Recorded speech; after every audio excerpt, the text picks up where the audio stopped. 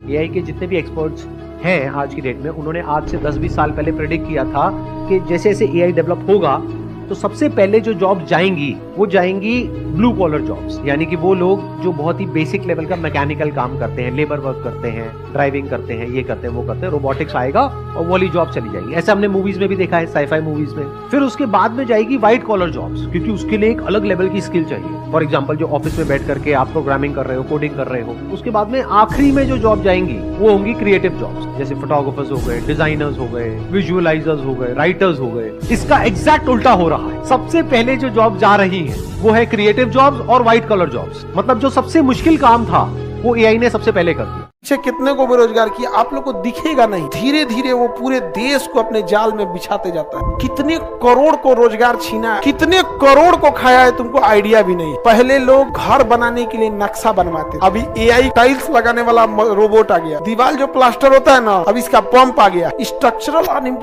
किसी के पास ज़्यादा सब्सक्राइबर नहीं है और वो बड़ा यूट्यूबर नहीं है तो इसका मतलब ये नहीं कि उसको नज़रअंदाज किया जाए। ऐसे लोगों के पास आपके काम में आने वाली ढेर सारी ऐसी बातें होती है जो आपकी लाइफ को पूरी तरीके से सुधार सकती है। तो इसीलिए कभी भी छोटे यूट्यूबर को नज़रअंदाज नहीं करना चाहिए। जैसा कि अभी आपने देखा है कि ये बड़े बड़े यूट्यूबर हैं, इनको लोग ब्लाइंडली फॉलो भी करते हैं और हमेशा ये सोचते हैं कि ये इतने बड़े यूट्यूबर है तो ये सच बोल रहे होंगे, पर ऐसा बिल्कुल भी नहीं है। मैं आपको अभी साबित करता हूँ प्रैक्टिकली दिखा कर कि ये लोग कितना झूठ बोल रहे हैं। लोगों को हमेशा डराते रहते हैं एआई को लेकर के, एआई आने के बाद में आपकी जॉब चली जाएगी। अगर आपको भी ये डर है कि रोबोट या मशीनें या आर्टिफिशियल इंटेलिजेंट आने के बाद में आपकी जॉब चली जाएगी, तो आपको ये वीडियो पूरा देखना चाहिए। अगर आपने इस वीडियो को 5 मिनट तक भी देख लिया तो आपके दिलो दिमाग से ये डर निकल जाएगा कि एआई आने से किसी की जॉब जाती भी है। ये जितने भी लोग आर्टिफिशियल इंटेलिजेंट का एग्जाम्पल देते हैं ये केवल एक पहलू को देखते हैं, इसके दूसरे पहलू को कभी भी नहीं देखते। चलो इसे प्रैक्टिकली हम समझने की कोशिश करते हैं। किसी भी रोबोट या किसी भी मशीन या एआई का इस्तेमाल होने के बाद, यानी उसका निर्माण होने के बाद में क्या लोगों की जॉब जाती है या फिर ये सिस्टम कैसे काम करता है। एग्जाम्पल के तौर पे हम ये कंस्ट्रक्शन वर्क ले लेते हैं। शायद आपको याद होगा 1990 के दशक में,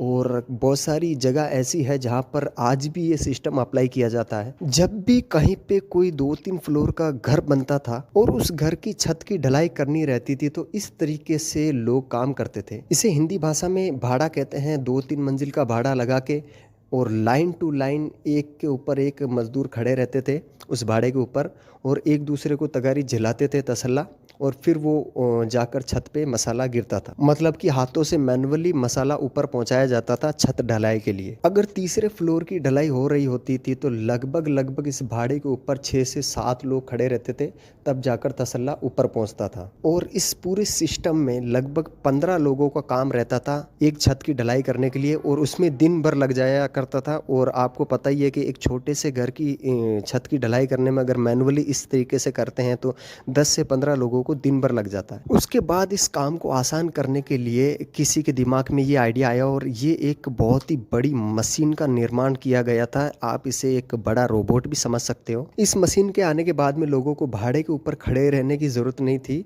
ये ऑटोमेटिकली मसाले को छत पे पहुंचा देती है। तो अब सवाल ये है कि इस मशीन के आने से पहले जो 15 से 20 लोग काम करते थे मैनुअली, क्या उनकी जॉब चली गई इस मशीन के आने के बाद? क्योंकि ये मशीन 20 लोगों का काम अकेले ही कर देती है। तो अब जरा इस चीज को समझने की कोशिश करते हैं कि ये रोबोट आने के बाद वो जो 15-20 लोग मैनुअली हाथों से काम करते थे, क्या वो लोग बेरोजगार हो गए हैं या फिर वो लोग आज कहाँ पर है? तो सबसे पहले इस चीज को समझ लीजिए कि ये केवल मशीन जो है ये छत के ऊपर मसाला पहुंचाने के काम की है। इस मशीन को कंक्रीट का कंप्लीट मसाला बनाकर ला के दोगे तभी तो ये चढ़ाएगी। तो इस मसाले को बनाने के लिए एक इस तरीके का एक बड़ा सा प्लांट रहता है। अब इस प्लांट को ऑपरेट करने के लिए 2 लोगों की जरूरत रहती है। फिर इस प्लांट में कंक्रीट और बजरी डालने के लिए एक जेसीबी लगती है जिसके अंदर भी एक ड्राइवर बैठता है। अब ये कंक्रीट प्लांट कंक्रीट का मसाला बनाकर तैयार तो कर देता है, लेकिन सीधा उस बूम मशीन तक लेके नहीं जाता है जो कि वहां पर छत के ऊपर ढलाई करने के लिए मसाला ऊपर डालने वाली है। और मैं आपको बता देता हूं कि ये मशीन जो है जिससे छत के ऊपर मसाला डाला जाता है, इसको कहते हैं boom pump, concrete boom pump. तो प्लांट से बूम पंप तक मसाला पहुंचाने के लिए ये वाली लगभग 3 से 4 गाड़ियां लगती है, और इन गाड़ियों को चलाने के लिए भी 4 ड्राइवर की जरूरत रहती है। अब ये सारा का सारा सिस्टम मिलकर इस मसाले को छत तक पहुंचा तो देता है, लेकिन छत के ऊपर भी मसाले को फैलाने के लिए कुछ लोगों की ज़रूरत पड़ती है, क्योंकि ये मशीन मसाला फैला नहीं सकती, तो 6 से 7 लोग इस मशीन के आगे भी मसाले को फैलाने के लिए लोग हमेशा काम करते रहते हैं। अब देखो, पहले जो मैनुअली हाथों से ढलाई की जाती थी उसमें 15 से 20 लोग रहते थे, और बहुत सारे बददिमाग लोगों ने इन लोगों से कहा भी होगा कि कंस्ट्रक्शन के लिए बड़ी बड़ी मशीनें आने के बाद आप लोग बेरोजगार हो जाओगे, तो ये भी डरे होंगे कि क्या पता मशीनें आ जाएगी तो हमारा काम खा जाएगी। तो अब आप भी देखिए, ये जो 15-20 लोग पहले मैनुअली हाथों से काम करते थे, इनकी जॉब गई नहीं है, जबकि ये सारे के सारे इन मशीनों के ऊपर शिफ्ट हो गए। अब इन लोगों को पहले जितनी मेहनत नहीं करनी पड़ती, इनका काम बहुत ही आसान हो गया, और यही लोग बहुत ही कम समय में ज्यादा काम कर देते हैं। तो अब जाहिर सी बात है, 1990 से लेकर अब तक जनसंख्या भी बढ़ती है, तो क्या ये 20 की 20 ही काम करते हैं, या फिर इनको जो जनसंख्या बढ़ी है उनको भी काम मिलता? तो अब आपको आपके इस सवाल का जवाब भी मिलने वाला है। तो अब इन सारी मशीनों की साफ सफाई करने के लिए, इनके अंदर ग्रीस लगाने के लिए भी लोगों की जरूरत पड़ती है। इस सारे सिस्टम को मैनेज करने के लिए लगभग 8 से 10 लोग हमेशा काम पे रहते हैं। और अभी तो रुको, आगे देखते जाओ इन मशीनों की वजह से कितने लोगों को रोजगार मिलता है। अब इस बात को आप भी समझ सकते हो कि ये जो इतनी बड़ी जो मशीन है, ये छोटे मोटे घरों में काम करने के लिए तो नहीं बनाई गई है। इस मशीन के लिए चाहिए बहुत बड़ा स्ट्रक्चर, यानी बड़ी बड़ी बिल्डिंग है। अब ये बड़ी सी बूम मशीन जहां पर मसाला पहुंचाएगी, वहां पर ढलाई के लिए आगे छत भी तो इतनी बड़ी होनी चाहिए। ये मशीन एक दिन में जिस छत की ढलाई करती है, उस छत को तैयार करने के लिए 500 लोगों की जरूरत रहती है। इन मशीनों के आने से पहले ये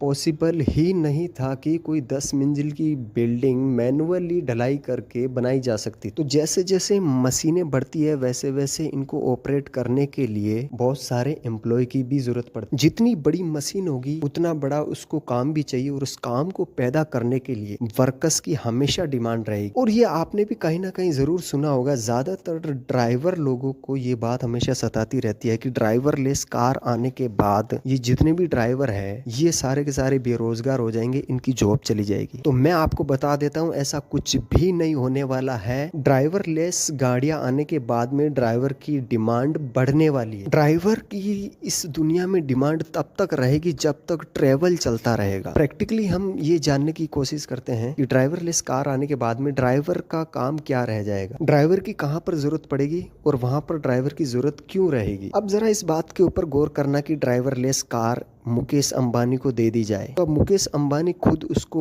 चार्जिंग पॉइंट पे तो नहीं लगाने वाला, उसकी साफ सफाई वो खुद तो नहीं करेगा, उसका मेंटेनेंस वो खुद तो नहीं देखेगा, उसको कहाँ जाना है, कहाँ पर रुकना है, ये सारा का सारा सिस्टम एक मैनुअली ऑपरेट किया जाता है, तभी ड्राइवरलेस कार चलती है। तो मुकेश अंबानी ये सारा का सारा ऑपरेट खुद तो नहीं करने वाले हैं। कार अगर पंचर होती है तो उसका पंचर निकालने के लिए मुकेश अंबानी खुद तो उसका टायर खोल के नहीं लेके जाने वाले हैं। तो इसीलिए ड्राइवर की जरूरत हमेशा रहेगी। अगर आप भी एक ड्राइवर है तो निश्चिंत रहिए, आपकी जॉब कहीं नहीं जाने वाली, आपका केवल काम आसान हो जाएगा। जो आप लगातार गाड़ी चलाते हो आगे देखकर, जिससे ड्राइवर लोग परेशान हो जाते हैं, नींद भी नहीं निकाल सकते, वो काम अब आसान होने वाला है। अब उनको लगातार आगे देखने की और मैनुअल चलाने की जरूरत नहीं रहेगी, वो भी आराम से बैठ सकते हैं। एक बहुत ही मजे की बात मैं आपको बता देता हूँ कि मशीनें आने के बाद में क्या होता है। कहा जाता है मैनुअली इस ताजमहल को बनाने में 20,000 लोगों ने 20 साल का समय लगाया था। और आपको क्या लगता है, आज की जो टेक्नोलॉजी है और सेम ऐसा ही ताजमहल अगर बनाना हो तो कितना समय लगेगा? मैं आपको बता देता हूँ, 20,000 लोगों को 20 साल का समय नहीं लगने वाला। केवल 500 लोग इसको 6 महीने में सेम टू सेम बना के कंप्लीट कर सकते हैं। यही फायदा होता है आर्टिफिशियल इंटेलिजेंट का, रोबोट का, मशीनों का, कि बड़े से बड़े काम को भी बहुत ही कम समय में